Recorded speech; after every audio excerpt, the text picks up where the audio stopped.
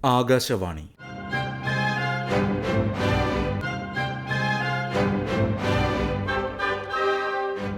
ജില്ലാ വൃത്താന്തം.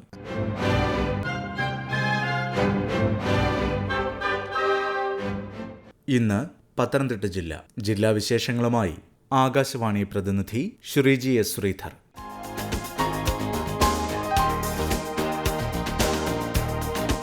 ഈ വരുന്ന മണ്ഡല മകരവിളക്ക് തീർത്ഥാടനത്തിൽ ശബരിമലയിൽ വെർച്വൽ ക്യൂ ബുക്കിംഗ് മാത്രം അനുവദിക്കാൻ തീരുമാനമായി. ഒരു ദിവസം പരമാവധി 80,000 പേർക്ക് ദർശന സൌകര്യം ഒരുക്കും. മുഖ്യമന്ത്രി പിണറായി വിജയന്റെ അധ്യക്ഷതയിൽ ചേർന്ന ശബരിമല മണ്ഡല മകരവിളക്ക് മഹോത്സവ മുന്നൊരുക്കങ്ങളുടെ അവലോകന യോഗത്തിലാണ് തീരുമാനം. വെർച്വൽ ക്യൂ ബുക്കിംഗ് സമയത്ത് തന്നെ യാത്രാവഴി തിരഞ്ഞെടുക്കുന്നതിനുള്ള അവസരം ഒരുങ്ങുന്നതിനാൽ തീർത്ഥാടകർക്ക് തിരക്ക് കുറഞ്ഞ യാത്രാവഴി തിരഞ്ഞെടുക്കാനുമാകും. കാനനപാതയിൽ ഭക്തർക്ക് ആവശ്യമായ സൌകര്യങ്ങൾ ഒരുക്കും. തിരക്കുള്ള സമയങ്ങളിൽ വാഹനങ്ങൾ നിയന്ത്രിക്കേണ്ടി വന്നാൽ അതിനുള്ള കേന്ദ്രങ്ങൾ കണ്ടെത്തി ആവശ്യമായ അടിസ്ഥാന സൌകര്യങ്ങളും ഒരുക്കും.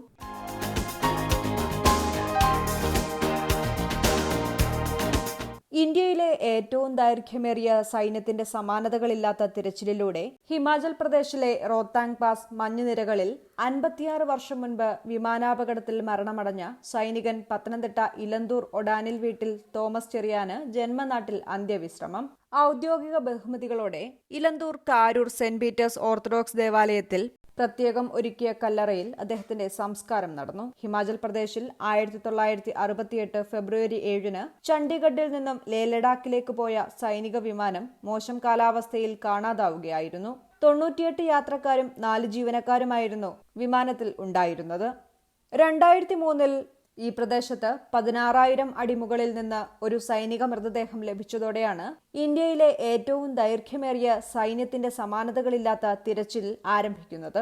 2007 മുതൽ 2018 വർഷങ്ങളിൽ 5 മൃതശരീരങ്ങളും വിമാനാവശിഷ്ടങ്ങളും, കഴിഞ്ഞ മാസം തോമസ് ചെറിയാനടക്കം 4 പേരും ഉൾപ്പെടെ 9 പേരുടെ മൃതശരീരങ്ങളാണ് ആകെ ലഭിച്ചിട്ടുള്ളത്. ബാക്കിയുള്ള 93 പേർ ഇപ്പോഴും മഞ്ഞിൽ ശേഷിക്കുമ്പോൾ തിരച്ചിൽ തുടരുമെന്ന നിശ്ചയദാർഢ്യത്തിലാണ് കേന്ദ്ര സർക്കാരും സൈന്യവും.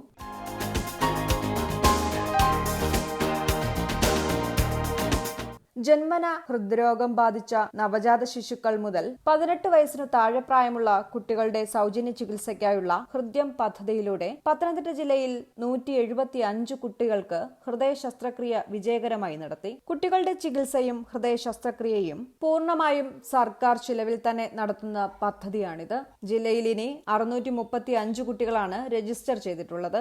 ഈ വർഷം ജില്ലയിൽ 37 കുട്ടികൾ രജിസ്റ്റർ ചെയ്തതിൽ 12 പേരുടെ ശസ്ത്രക്രിയ നടന്നു. ശസ്ത്രക്രിയയ്ക്ക് ശേഷമുള്ള തുടർ ചികിത്സയും ലഭ്യമാണ്. തിരുവല്ല താലൂക്ക് ആശുപത്രിയോട് ചേർന്ന് പ്രവർത്തിക്കുന്ന ജില്ലാ പ്രാരംഭ ഇടപെടൽ കേന്ദ്രമാണ് പദ്ധതിയുടെ പ്രവർത്തനങ്ങൾ നടത്തുന്നത്. ഇതിനായി www.hridyam.kerala.gov.in എന്ന വെബ്സൈറ്റ് വഴി രജിസ്റ്റർ ചെയ്യാം.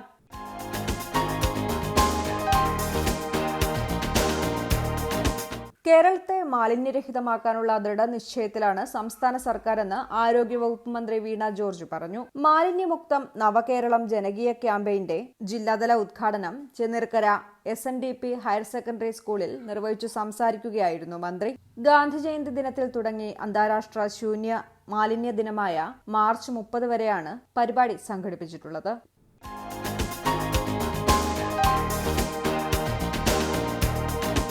സംസ്ഥാന സർക്കാരിന്റെ 100-ദിന കർമ്മ പരിപാടിയുടെ ഭാഗമായി മോട്ടോർ വാഹന വകുപ്പിന്റെ ആഭിമുഖ്യത്തിൽ കളക്ടറേറ്റ് കോൺഫറൻസ് ഹാളിൽ ജനകീയ സദസ്സ് സംഘടിപ്പിച്ചു. പുതിയ ബസ് സർവീസ് സംബന്ധിച്ച പ്രൊപ്പോസലുകൾ ഒക്ടോബർ 10 വരെ സ്വീകരിക്കുമെന്ന് പത്തനംതിട്ട RTO യോഗത്തിൽ അറിയിച്ചു.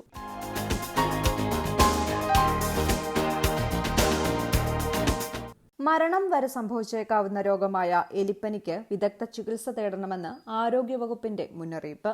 എലിപ്പനി പോലെയുള്ള ജന്തുജന്യ രോഗങ്ങൾ ഒഴിവാക്കാൻ മാലിന്യ സംസ്കരണത്തിൽ ശ്രദ്ധിക്കണമെന്നും ജില്ലാ മെഡിക്കൽ ഓഫീസർ അറിയിച്ചു. പനി, തലവേദന, കഠിനമായ ക്ഷീണം, പേശീവേദന തുടങ്ങിയവയാണ് എലിപ്പനിയുടെ പ്രധാന ലക്ഷണങ്ങൾ.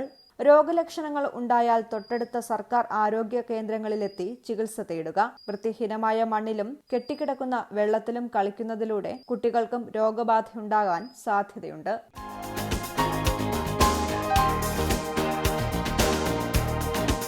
ജില്ലാ വൃത്താന്തം സമാപിച്ചു.